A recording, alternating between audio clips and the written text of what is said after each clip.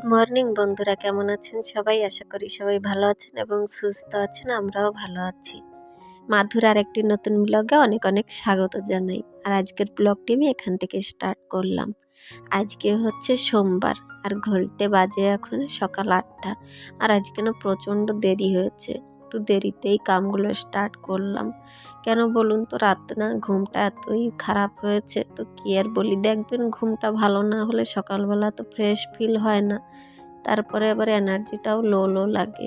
ওর জন্য মাঝে সাঝে হয় না যে রাতভর না ঘুমাবেন, দেখবেন ভোরের দিকে একটু চোখটা বেশি পরিমাণে লেগে যায় আর সকালবেলা উঠতে ইচ্ছা হয় না। অমন করে করে আজকে 8টা বেজে গেল। তাও উঠে এমনি দেখেন আগে এদিকে বাইরেটা ধুয়ে দিয়ে তারপরে জামা প্যান্টগুলো আগে কেচে দিয়েছি আর সাথে বাসনটাও মেজে নিয়েছি।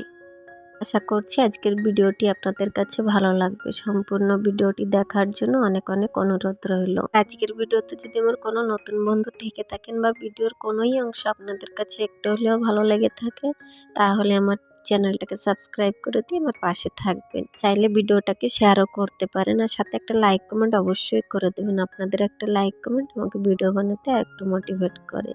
তো এখানে দেখেন বাইরের কাজ সেরে চলে আসলাম গ্যাসটা পুছতে। গ্যাস ওভেনটা জানেন তো, আমি প্রত্যেকদিন সকালে আমার এটা ডিউটি। গ্যাসটা না পুছলে আমার একটুও ভালো লাগে না। তো ওই ডিউটিটা সব দিন একই রকম থাকে। ঘুম থেকে উঠে স্নানের আগেই সব কিছু বাসি কাম করে নিই, কেন কি স্নানের পরে না কিছুই বাসি কাম করতে দেখবেন অত একটা ভালো লাগে না। তারপরে বাচ্চা কাচ্চার সংসার, যাতে সেদের একটু সমস্যা হয়, কেন কি বাচ্চাটা যত সময় শুয়ে থাকে অত সময় ফ্রি মাইন্ডে কাম করতে পারি। উঠে গেলে আর বাচ্চা সামলাতে সামলাতে আর এসব করতেও ইচ্ছা হয় না। প্রত্যেকদিন ঘুম থেকে উঠেই আগে আমার এটা ডিউটি থাকে, যত আশি বেশি কাম আছে স্নানের আগে সেরে ফেলি।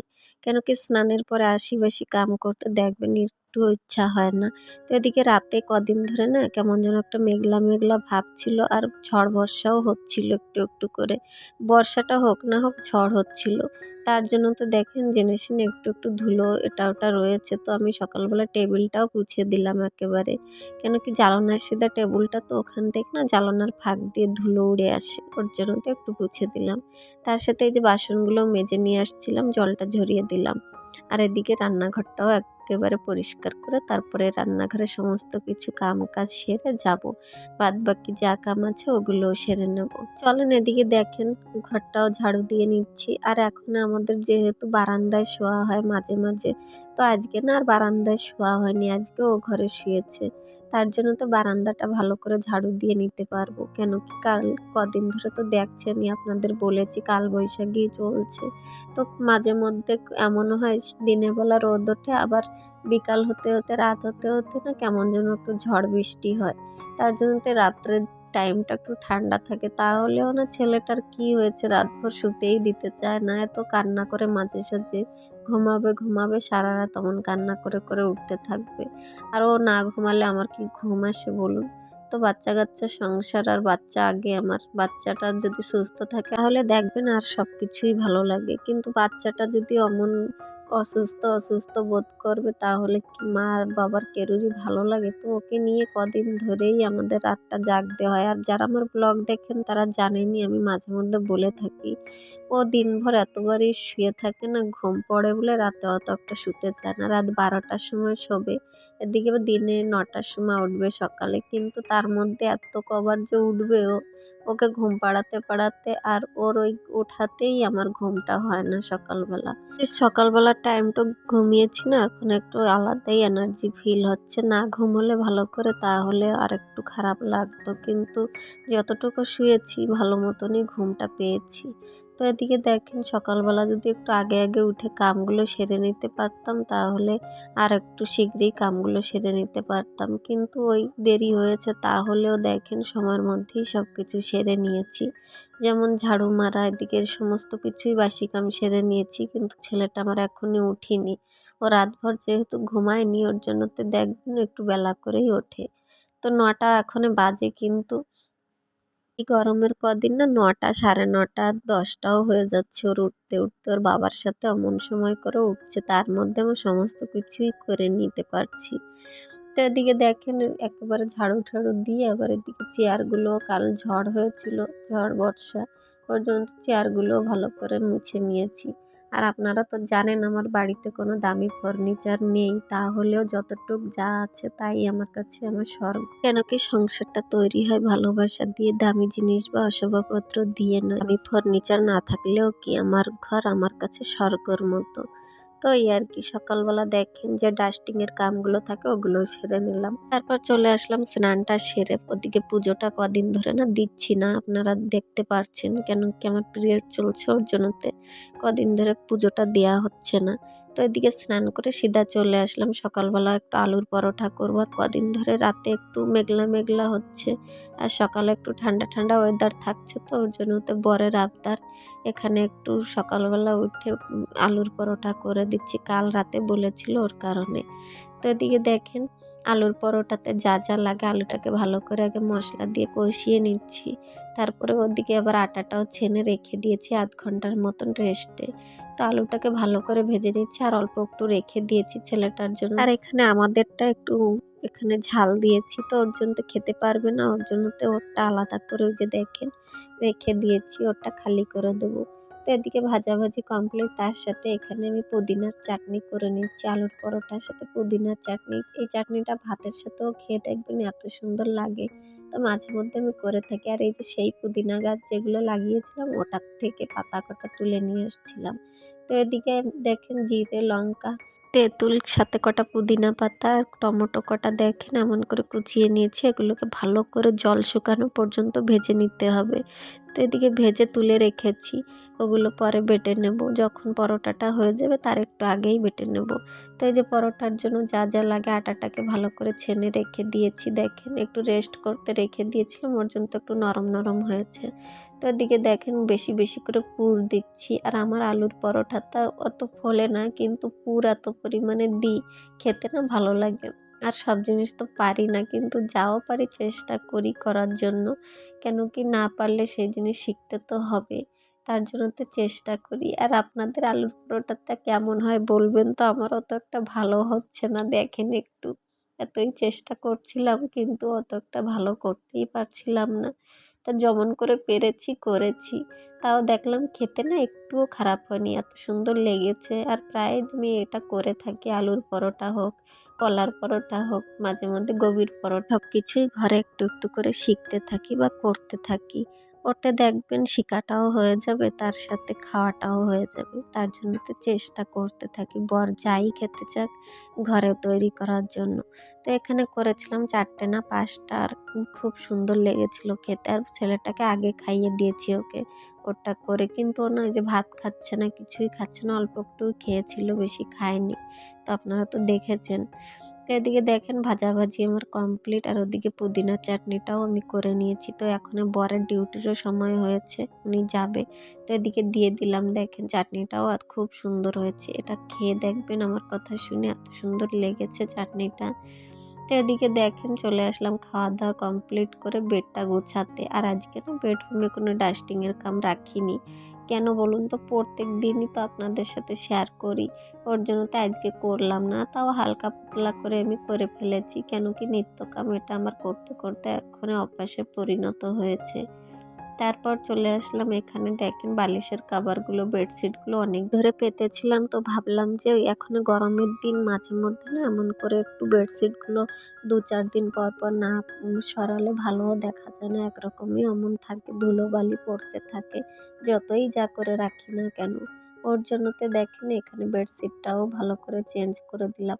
আর মাঝে মধ্যে একটু নতুন বেডশিট পাতবেন, দেখবেন একটু মনটাও আলাদা একটা ফ্রেশ ফিল হয় রুমে আসলে। কেন কি সব কিছুই নতুন নতুন, আর নতুন জিনিসটা পাতলে দেখতেও সুন্দর দেখা যায়। তো এদিকে টান টান করে বেডশিটটাও পেতে দিলাম। আর ঘরের সৌন্দর্য তো জানেনই, বেডশিটটা যদি এদিক ওদিক হয় বা গোছানো না থাকে অগোছালো থাকে তাহলে বেডরুমের সৌন্দর্যটাই খারাপ হয়ে যায়। তার জন্য তো প্রত্যেক দিন চেষ্টা করি বেডরুমের বেডশিটটা একটু ভালো করে টান টান করে পাতার জন্য। তো এদিকে দেখেন বেডশিটটা না একটু সাইজে ছোট, সাইড থেকে এমন করে গুজতে পারিনি, না হলে বেডশিটটা দেখতে খুব সুন্দর দেখা যায়। তো এমন করেই পেতে দিলাম। সাথে এদিকে বালিশের কভারগুলোও চেঞ্জ করে নিলাম, অনেক দিন হয়েছিল করা হয় না, তার জন্যতে। তো আজকে যেহেতু ঘরে শুয়েছিল তো অত একটা বাইরের বিছনা তোলাতুলির সমস্যাটাও নেই, ঘরে শোয়া থাকলে খালি বেডশিটটা তুলে দিলে হয়ে যায়। তো এদিকে বেডশিটটাও আমি ভালো করে গুছিয়ে ঢেকে রাখছি, কেন কি আজকেও জানি প্রচণ্ড গরম পড়বে, কেন সকালে রোদের তেজ দেখেছেন, ও বাইরেই শুতে হবে। তো এখানে দেখেন পেতে দিয়ে ওগুলো না আজকে আর ধোবো না, ওগুলো কাল ধোবো। তো এদিকে দেখেন ঘরের বেডশিটটা তো চেঞ্জ করে নিলাম, ভাবলাম যে অনেক দিন হয়েছে পর্দাটাও লাগিয়েছিলাম জ্বালানোর, তো ওগুলো আজকে চেঞ্জ করে দেবো। তো ঘরে ছিল এই যে পর্দাগুলো, ওগুলো লাগিয়ে দিচ্ছি। আর আজকে বেডশিটটা চেঞ্জ করেছি, তো ভাবলাম পর্দাটাও চেঞ্জ করি, একটু আলাদা লুক আসবে। আর একরকম দেখবেন জিনিস অনেকদিন নরম থাকলেও দেখতেও অসুন্দর দেখা যায় বা দেখতে ভালো দেখা যায় না, মাঝে মধ্যে একটু চেঞ্জ করলে ভালো হয়। আর আজকে এমন একটা কাণ্ড ঘটেছে, তো আর কি বলি আপনাদের সাথে। সকালবেলা যে রান্না বান্নার পরে না গ্যাসটা পুছেছিলাম, তারপরে আবার এখানে আমার পুছতে আসতে হয়েছে। ওই যে সকালবেলা এই সাইডে দেখেন এত পরিমাণে যে চাটনিটা করেছিলাম ছিটে সারা জায়গা হয়েছে। এটা ঘটেছে কেন বলুন তো, কাল যখন আমি দুপুরে রান্নাটা করছিলাম তখন এই মিক্সিটা নিয়ে না বারান্দাতে লাগিয়েছিলাম, ওখানে ইনভার্টারের কানেকশন রয়েছে। আর ওখান থেকে ছেলেটা কখন সুইচটা অন করে রেখেছে আমি তো দেখিনি, অমন করে আবার এখানে এনে লাগিয়ে দিয়েছি। আর কপালটা আমার এতই ভালো যে ওর ভিতরে কোনো জলটা অ্যাড করছিলাম না, তার কারণে যখন আমি মিক্সিটা উপর থেকে অন করলাম জায়গায় খালি ঘুরে ওই মশলাটা ভিতরেই লেগেছিল সাইড থেকে, কিন্তু একটাও বের হয়নি, একটু একটু করে ছিটে ছিল এখানে ওখানে। তো ওটা আবার আমার পরিষ্কার করতে আসতে হয়েছে, করব করে রেখে দিয়েছিলাম, তো ওটাও করে নিলাম।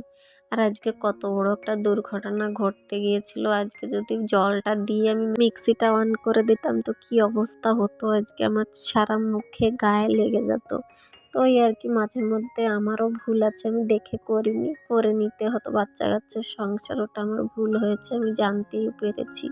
তারপরে এদিকে আজকে দেখছেন তো সকালবেলা না রান্না বান্না ওটা করেছিলাম, আর দুপুরে কতগুলো পান্তা ভাত ছিল, আর আমাদের বাঙালিদের পান্তা হলে তো আর কিছুই দরকার পড়ে না।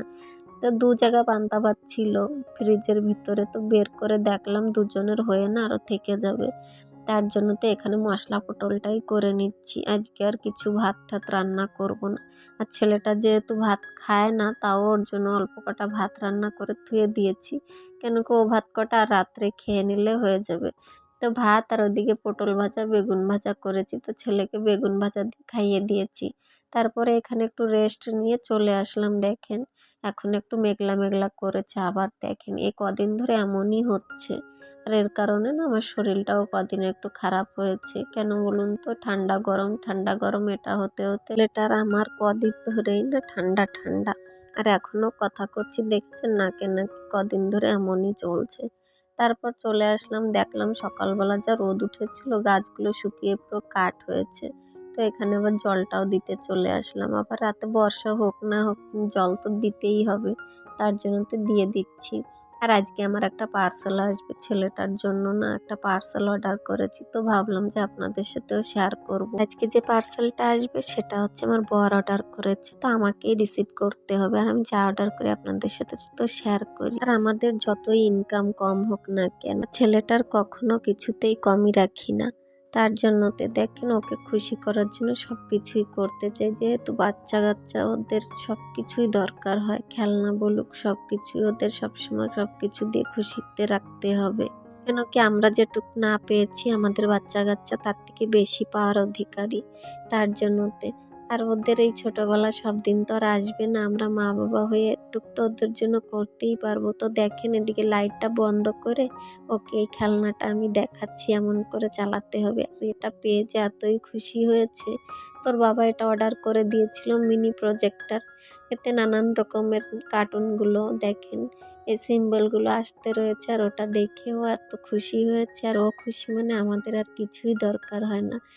আর ওকে খুশি রাখার জন্য যত যাই কষ্ট হোক না কেন, যে আমরা কষ্টতে থাকলে ওকে খুশিতে রাখবই, যেমন করেই হোক না কেন। আমার বর কোনো সময় আমাদের যেটুকু ইনকাম হোক না কেন সব সময় আমাদের খুশিতে রেখেছে, আর আমরা ভালো আছি আমাদের এই ছোট্ট পরিবারকে নিয়ে। তো আজকের মতন ব্লগটি আমি এখানে রাখলাম, ভালো থাকবেন, সুস্থ